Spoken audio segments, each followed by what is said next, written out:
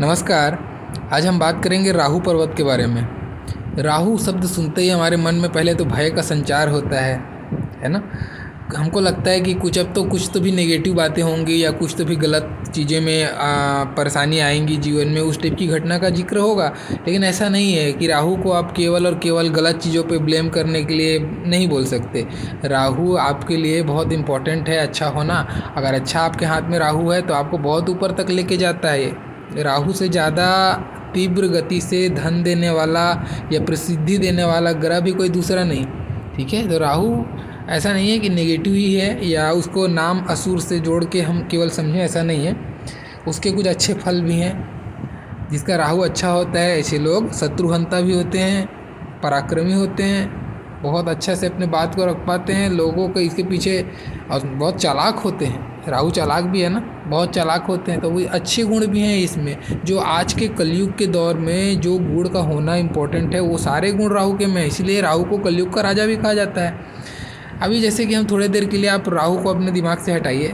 आप समझिए कि मैं हाथ में एक ओवरव्यू देना चाह रहा हूँ आपको। देखिए, आपका ये जो ज्ञान है ना, ये आपका संसारिक ज्ञान है। ठीक है, बुद्ध ज्ञान का क्षेत्र है, संसारिक ज्ञान है। ये आप जीवन में कितना मान सम्मान गेन करते हो आप यहाँ से देखते हो। ठीक है, ये आप मेहनत कितना करते हो इस मान सम्मान को पाने के लिए। ठीक है, आप मेहनत कितना करते हो, इस ज्ञान का कितना तरीके से सदुपयोग करते हो धन कमाने के लिए। ये ज्ञान धन कमाने वाला ज्ञान है। ठीक है ना, प्रैक्टिकल ज्ञान है। अब ये ज्ञान क्या है, जो धन हमने कमाया, जो संचित किया, ये भी संचित धन है। तो जो भी संचित धन किया उसका हम सदुपयोग क्या कर रहे हैं। सदुपयोग मतलब दूसरों की भलाई के लिए, अपने परिवार के लिए, किसी के लिए भी, समाज कल्याण के लिए हम कुछ कितना हम व्यय कर रहे हैं या कितना हम वो ऐसा काम कर रहे हैं, वो हम गुरु से देखते हैं। हम कितना ईश्वर के प्रति समर्पित कर रहे हैं अपने आप को, या मानव सेवा के लिए कितना समर्पित कर रहे हैं, ये हम यहाँ से देखते हैं। ये क्या है, हम जो धन कमाते हैं उस धन को हम बेटर तरीके से लाइफ में जी सकें, उसका उपभोग कर सकें, कि एक अच्छे स्टैंडर्ड से हम रह सकें।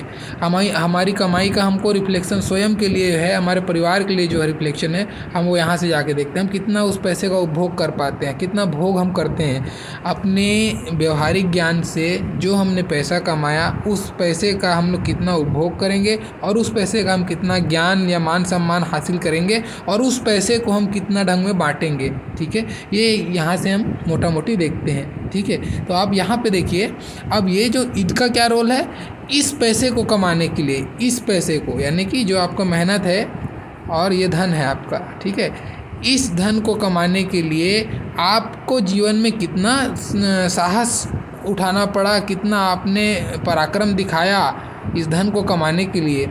ये शनि केवल मेहनत है। शनि क्या है, केवल मेहनत है। और जो मंगल है आपका, वो साहस है।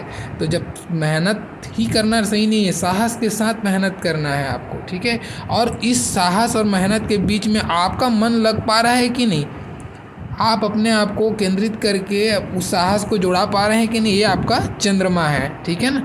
तो जैसे मैंने आपको एक स्टोरी इसलिए समझा रहा हूँ, इस स्टोरी का सार बात ये है, आप समझें ताकि कि सारे ग्रहों का ईश्वर ने कितना कॉम्बिनेशन बना के हमको दिया है, और हम कितना तरीके से उसको मैच करके अपने जीवन में चल पा रहे हैं कि नहीं पा रहे हैं। और जो इसी के बैलेंस को बिगाड़ बैठता है वहीं गड़बड़ हो जाती है। संसारिक ज्ञान से धन कमाना, मेहनत करना, अपने पराक्रम का यूज करना, पराक्रम का यूज करके मेहनत करना, इस ज्ञान का यूज करना, और फिर इससे फिर नाम कमाना, नाम कमाने के बाद में दूसरों की भलाई के लिए कुछ धन देना, और अच्छे तरीके से अपने स्वयं उपभोग करना धन का। और इस साहस में, मेहनत और साहस के बीच में हमारा मन लग रहा है कि नहीं, वो हमारा चंद्रमा है। यहाँ तक समझ में आ गया आपको। ठीक है, अब देखिए, ये तो सारा चीज़ मैंने बता दिया आपको कि आपने ऐसा ऐसा करना है। लेकिन आपको ललक, ये जो आपकी जिद पैदा होगी, जो आपके अंदर में पराक्रम पैदा होएगा, जो मेहनत करने के लिए जो आप पराक्रम जुटाएंगे, उस पराक्रम में आपका मन लग रहा है कि नहीं, ये डिसाइड करने वाला सबसे इम्पोर्टेंट फैक्टर क्या है, आपका जिद, आपकी ललक, आपकी लालसा, आपकी कामना, आपकी चाह। ये जिंदा रहेगी तभी तो आप मन लगाओगे, तभी तो आप साहस जुटाओगे, तभी तो आप मेहनत करोगे। अब यही नहीं है, यहीं से आप नीरस हो जाओगे तो फिर सब तो सारी चीज़ें बेकार हो जाती हैं ना। तो समझे मैं समझाना क्या चाह रहा हूँ, मतलब राहु का इम्पोर्टेंस। अगर आपके अंदर में चाह नहीं है, लस्ट नहीं है, ललक नहीं है, तो फिर आप सारी चीज़ें आपकी धरी की धरी रह जाएंगी, क्योंकि आप उसके लिए प्रयत्न ही नहीं करोगे फिर। इसीलिए ये जो ग्रह है, अब देखो इस ग्रह को कनेक्शन देखना था। मैं ये इसलिए स्टोरी समझा रहा हूँ क्योंकि इसको नहीं समझाऊंगा तो आगे जो मैं बात बोलूँगा आपको थोड़ी सी ऊपर से निकल जाएगी, मज़ा नहीं आएगा समझने में। देखो ये आपकी धन कमाने की इच्छा है, ये आपका क्या सांसारिक ज्ञान किसके लिए, धन कमाने के लिए। आपका नाम मान सम्मान किस लिए हो रहा है, धन कमाने के लिए, ठीक है। आप मेहनत किस लिए कर रहे हैं, धन कमाने के लिए।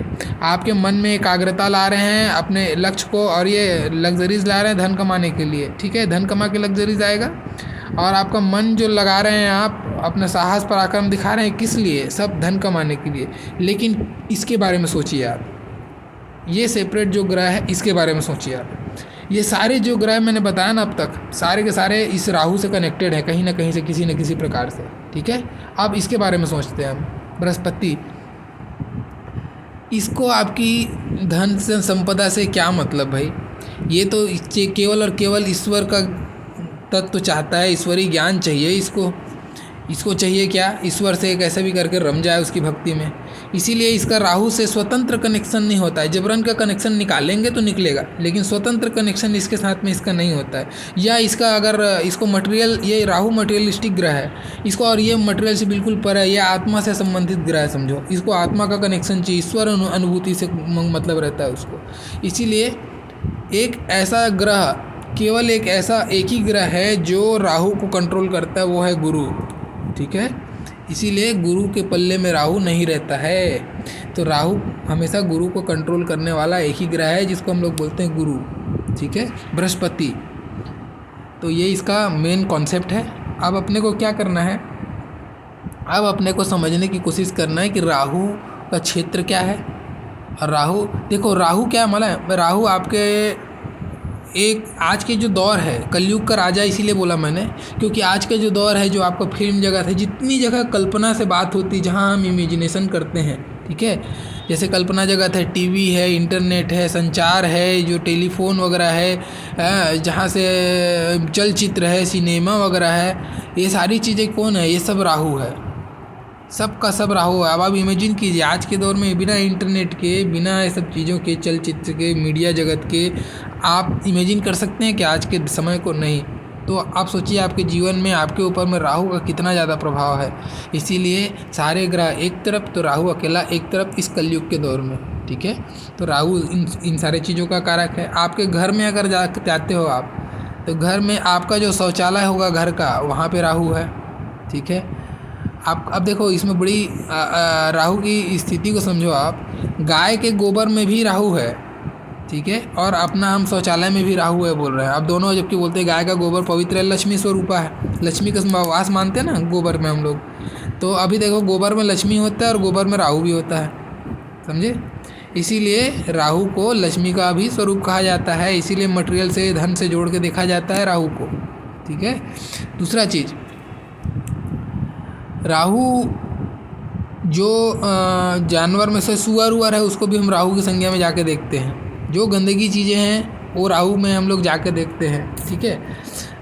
अब राहु में सारी चीज़ों को छोड़िए, तो बात की बात है, हम मेन इम्पॉर्टेंट चीज़ पे आते हैं जो हस्तरेखा से रिलेटेड चीज़ है, ठीक है। अगर मान लीजिए आपका ये पर्वत 3 टाइप से होता है, जैसे हर पर्वत के बारे में मैंने अब तक बात किया है। एक विकसित होता है, एक सामान्य होता है, एक दबा हुआ होता है। लेकिन राहु के केस में क्या होगा, इसमें आपको पर्वत 2 ही टाइप के, आपको 3 टाइप के मिलेंगे ज़रूर, लेकिन इसमें जो मेन कनेक्शन समझिए, या तो राहु का क्षेत्र, यानी कि जो हथेली के बीच में जनरली एक हल्का सा गड्ढा बनता है हर किसी का, एक हल्का सा वहाँ पे आपको लगेगा कुछ गड्ढा बनता ही, नॉर्मल हर कंडीशन में बनेगा ही। लेकिन कभी ऐसा लगे कि बिल्कुल गड्ढा नहीं है, आपको लगेगा छूने में कि वहाँ पे अलग से जैसे उभार सा हो गया है। ऐसे लोगों को बोलते हैं ओवर डेवलप्ड राहु, ठीक है। ऐसे लोग जो है बड़े ही धूर्त किस्म के होते हैं और बहुत इन लोग का जीवन निम्न स्तर में जाके बिकता है। दलाली करने वाले या फिर कुछ भी गलत काम जो होता है, नीच हरकत करने वाले जो लोग होते हैं, चोर उचक्के बदमाश जो होते हैं, ऐसे लोगों का ऐसा जो सेक्शन है, जो पोर्शन है, बड़ा ही उभरा होता है। तो क्रिमिनल प्रवृत्ति का सूचना देता है, राहु के दुर्गुण इसके में आते हैं, ऐसा ये सूचना देता है। अब मान लीजिए ये राहु का क्षेत्र आपका ज़रूरत से ज़्यादा जो गड्ढा है एक सामान्य स्तर में होना चाहिए। आपको लगेगा कि बहुत ज़्यादा डीप लगता है, किसी किसी का हाथ देखने से बहुत ज़्यादा डीप दिखेगा, ऊबड़ खाबड़ दिखेगा। तो ये अगर दिखता है तो समझो कि आपका राहु बहुत ज़्यादा पीड़ित है। फिर आपको राहु का निम्न वाला गुण मिलेगा। अब देखो निम्न गुण तो उसमें भी मिल रहा था, इसमें भी मिलेगा। इसमें अंतर क्या होगा, अब ऐसा आदमी निराशावादी, रोगी, बहुत प्रकार से गृह कलेश से जूझता हुआ, पारिवारिक परेशानियां अलग है, दरिद्रता अलग है, सारी चीज़ों का समावेश इसके जीवन में होगा। ऐसे जो लोग होंगे, पराक्रम की कमी, क्योंकि राहु को बहुत निगेटिव जाना, राहु पराक्रम है, ठीक है, राहु बहुत पराक्रमी है ना। राहु के बारे में सुने होंगे आप, बहुत पराक्रमी है। तो राहु का अगर बहुत ज़्यादा निम्न में गिर गया तो ऐसा आदमी पराक्रमहीन होता है, बहुत ज़्यादा निराशावादी, कोई कर्म करता ही नहीं है, पहले ही डरते रहता है। तो ऐसी स्थिति जनरेट कर देता है। और साथ में राहु, अब ये जो क्षेत्र दिख रहा है ना, ये क्षेत्र है राहु का, ये होता है पेट। आपके हाथ में पेट को देखा जाता है, यहाँ से आपका पेट, स्टमक। तो यहाँ पे अगर राहु आपका बहुत ज़्यादा दबा है तो पेट से जनित रोग, पेट से संबंधित भयानक रोग भी आपको हो सकते हैं, ठीक है। पेट से संबंधित ऑपरेशन वगैरह, सर्जरी वगैरह करा देता है ऐसे समय में, इन्फेक्शन करा देगा कोई भी प्रकार का, ऐसी बीमारियां देता है ऐसे यहाँ पे, ठीक है। कुल कुटुंब की तरफ में जाके देखोगे तो कलेश रहेगा, जैसे दबा रहेगा। लेकिन अगर उभरा हुआ है तो कलेश तो वहाँ भी रहेगा, ठीक है। ऐसा आदमी किसी की बात नहीं सुनता है, अपनी मनमानी करता है। और इनके साथ प्रॉब्लम क्या होता है, जब ओवर डेवलप्ड होता है तो एक बहुत मेजर प्रॉब्लम इनके साथ क्या होता है, ये किसी की सुनते नहीं है, वो तो है। ये अब ऐसा काम करते हैं जिससे कि दूसरों का नुकसान तो होता ही होता है और साथ में अपना भी नुकसान होता है। तो अपना नुकसान करके दूसरों का नुकसान करने वाले जो लोग होते हैं ना, ऐसे जो महान ज्ञानी जो होते हैं, जो अपना पैसा लगा के दूसरे का नुकसान करते हैं, ऐसे लोग ज़्यादा देखे जाते हैं, ठीक है। तो मूर्ख जो होते हैं ना, अव्वल श्रेणी के, ऐसे लोग होते हैं। अब मैं आपको कुछ चीज़ें बताता हूँ। अगर मान लो आपके हाथ में राहु का पर्वत अच्छा है और गुरु का भी पर्वत अच्छा है, ठीक है, तो ये फिर आपके लिए एक अच्छा, आप इसको अच्छे एंगल पे जाके देख सकते हो। ऐसा आदमी फिर जीवन में सफल होगा, क्योंकि राहु का अच्छा शुभ गुण होगा तो जीवन में जल्दी तरक्की करता है, जीवन में बाधाएं कम होती हैं, जीव उसको पराक्रमी होता है और चीज़ों के प्रति चाह अच्छी होती है, उसकी पाने की इच्छा तगड़ी होती है।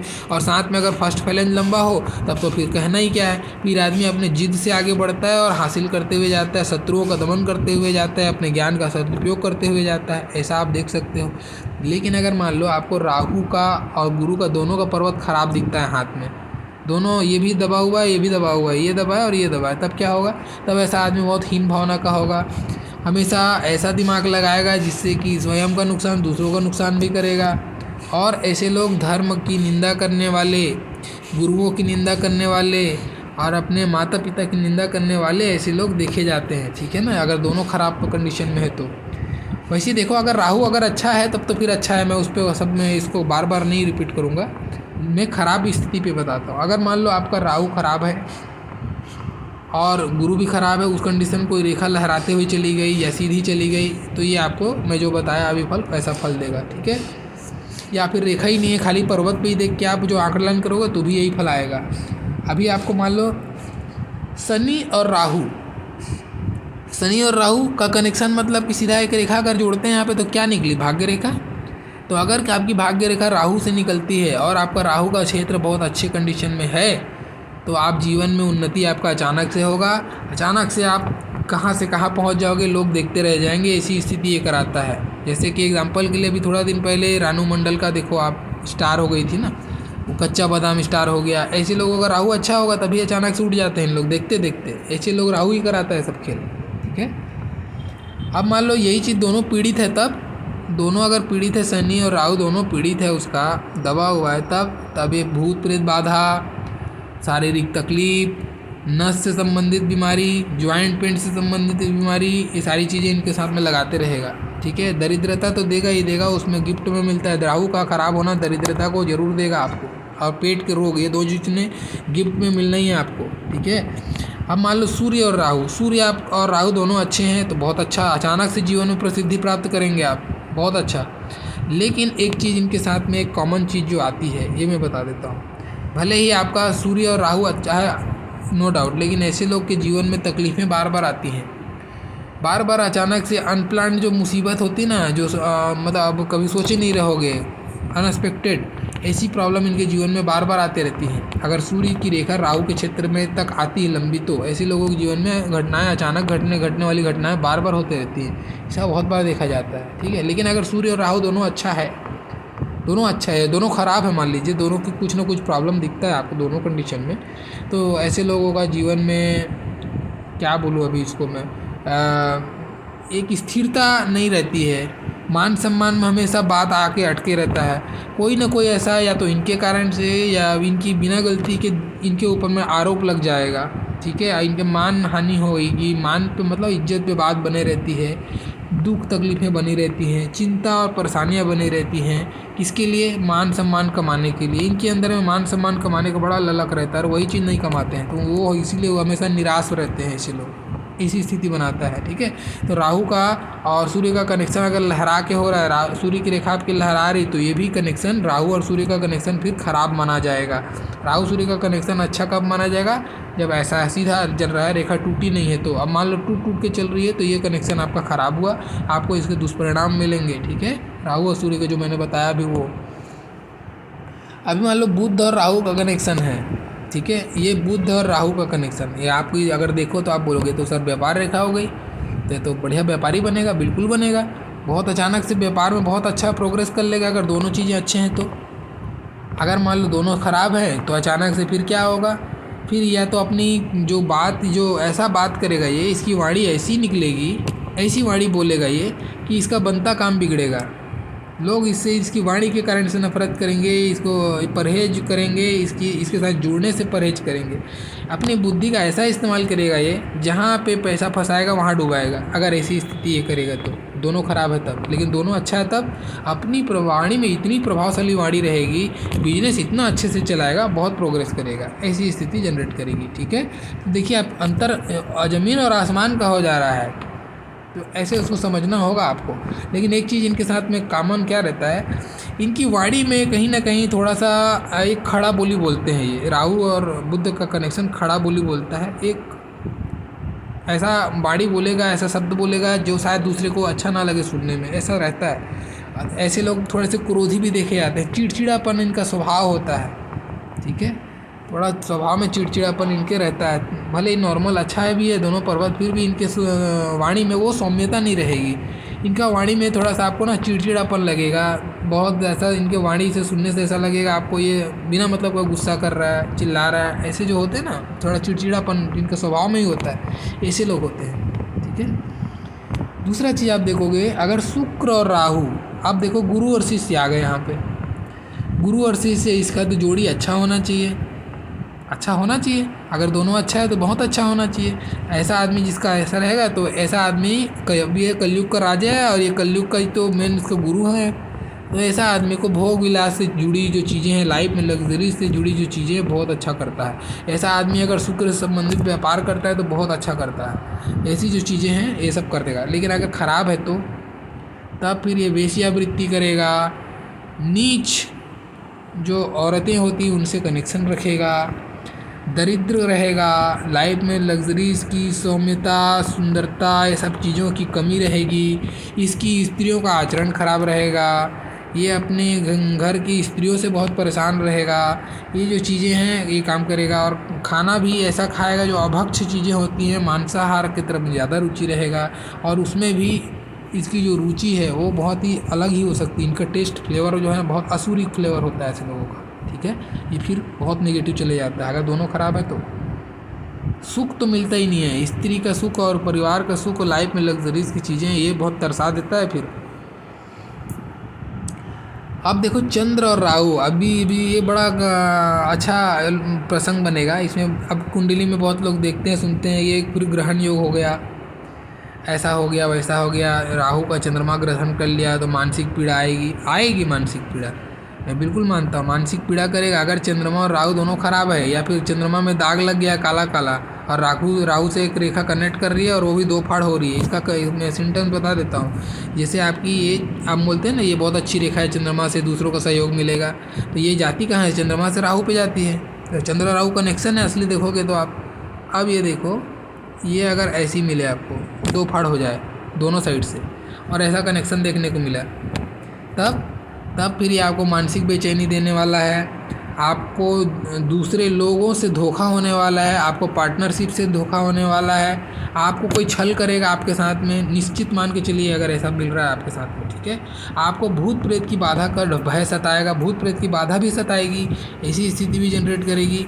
लेकिन अगर ये बहुत अच्छा है, दोनों पर्वत आपका सुंदर साफ है और ऐसी रेखा है, तो ये चंद्र राहु आपको इतनी अच्छी इंट्यूशन देगा ना, बहुत अच्छा इंट्यूशन पावर दे देगा। फिर आप होने वाली घटना का पूर्वानुमान भी कर सकते हैं, ऐसी ये क्षमता फिर आपको दे देगा।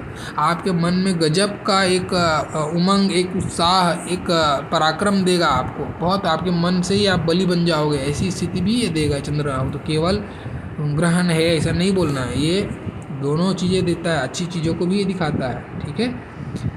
अभी राहु और केतु दोनों अगर उभार लिया हुआ है तब तो फिर ये आदमी बंजारा बन जाएगा, फिर ये दरिद्र घूमेगा इधर से उधर, एक जगह मन ही नहीं रहेगा इसका। बहुत ख़राब कंडीशन है अगर राहु और केतु दोनों को उभार लेके चलना। पराक्रमी होगा, पराक्रम दिखाएगा अपना, लेकिन उसको अपना समझ ही नहीं रहेगा, उस पराक्रम से जो आउटकम आएगा, जो धन आएगा, उसका उपयोग करना नहीं जानेगा। एक अजीब स्थिति, एक मस्त मौला इंसान जो एकदम घूमते रहता है ना बंजारा बन के, ऐसी स्थिति ये कराता है। क्रोध बहुत ज़्यादा रहेगा इनके अंदर में, चिड़चिड़ापन, इसको दूसरे की समझाइश समझ में नहीं आती, इनको लगता है कि हम जो कर रहे हैं वही दुनिया में सबसे सही है, ऐसी स्थिति ये बनाता है। और ये असफलता की निशानी अगर दोनों उभार लिया हुआ है तो, ठीक है। तो ऐसी ये कुछ चीज़ें हैं। राहु केतु का भी एक समान होना अच्छा नहीं माना जाता है। राहु केतु दोनों अगर सम स्थिति में हैं, न ज़्यादा दबे हैं न ज़्यादा उठे हैं, तो ये श्रेष्ठ कंडीशन कहा जाता है। फिर ऐसे लोग सफल होते हैं, सुखी होते हैं, ऐसा आप मान के चलना, ठीक है। ये राहु केतु से संबंधित कुछ मैंने आपको प्रमुख बातें बताई हैं, जो शायद आपको ऐसी बातें शायद आप इससे पहले ये सारी बातें नहीं सुने होंगे राहु केतु के बारे में। जो आपका भ्रम रहा होगा वह शायद हटा होगा, मैंने कोशिश पूरी की थी। अब मैंने एक शब्द कहा था कि बृहस्पति इसको कंट्रोल करता है राहु को। तो अब देखो राहु का जिसका पीड़ित है, लोग बहुत सारे उपाय बताते हैं राहु के आपको कि आप मछली को आटा खिलाइए, कुत्ते को रोटी खिलाइए, काल भैरव की पूजा कीजिए, देवी की उपासना कीजिए, गौ की सेवा कीजिए, गौशाले पे डोनेशन दीजिए। ये जितनी चीज़ें हैं ना, ये सही है, मैं कभी गलत नहीं बोलता, सारी चीज़ें सही हैं। ये जितना उपाय है अच्छा उपाय है, ये राहु को शांत करने का उपाय है। लेकिन ना हमको अगर आध्यात्म में हम जाके देखते हैं, हम और जाके सोचते हैं, वहाँ से कुछ उपाय निकालने की हम बात करते हैं, तो हमको क्या मिलता है पता है? मैंने अभी एक कहानी बताया आपको समझाते हुए। ये जो बंदा है ना, ये गुरु बृहस्पति, ये परे है राहु से। राहु इसीलिए इसको चाह नहीं है, इसीलिए राहु इसको चाह जगाने की बहुत कोशिश करता है, लास्ट में हार जाता है। तो राहु इसके आगे हार मानता है, बृहस्पति के आगे में, ठीक है ना। तो राहु बृहस्पति ही एक ऐसा है जो राहु को कंट्रोल करता है। तो अपने को क्या करना चाहिए? अपने को इसका लाभ उठाना चाहिए।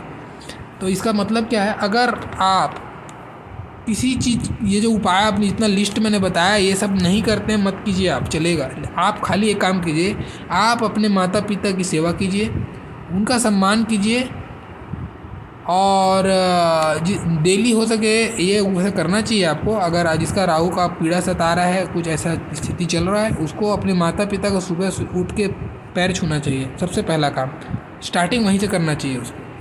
और जो अपने गुरु होते हैं या गुरु तुल्य जो लोग होते हैं, उनका सम्मान करना चाहिए, उनका परिहास नहीं करना चाहिए कभी भी, उनको तकलीफ़ नहीं देना चाहिए, माता पिता को तकलीफ़ नहीं देना चाहिए। जितना इन दोनों का आप सम्मान करोगे, गुरु और माता पिता का, आप यकीन मानो आपका राहु इतना अच्छा आपको फल देगा, पूछो मत। ये दो ही है राहु को प्रसन्न करने के उपाय। और जिसका राहु खराब रहता है, आप देखो इसका मैं प्रूफ भी दे रहा हूँ, जिसका राहु खराब रहता है माता पिता को नुकसान करता है, माता पिता की निंदा करता है। गुरु की तो निंदा, माता पिता की नहीं सुनता तो गुरु कौन है? गुरु निंदा का माता पिता के जो दुख देने वाले जो होते हैं, इनका राहु बहुत ख़राब रहता है, आप देखना, ठीक है। तो ये था राहु से संबंधित कुछ विशेष जानकारी। आशा करता हूँ आपको ये जानकारी पसंद आई होगी, कंटेंट्स पसंद आया होगा। और अगर आपको अच्छा लगा ये कंटेंट्स, तो प्लीज़ लाइक कीजिएगा और कमेंट्स कीजिएगा। जो भी अपने भावना है आप बताइएगा, कुछ गलत है सही हो, जो भी आपके प्रतिफल आप मुझे मिल सकता है वो दीजिए। और जो नए हैं प्लीज़ सब्सक्राइब कीजिए और बने रहिए पामेस्ट्री के सफ़र में। धन्यवाद।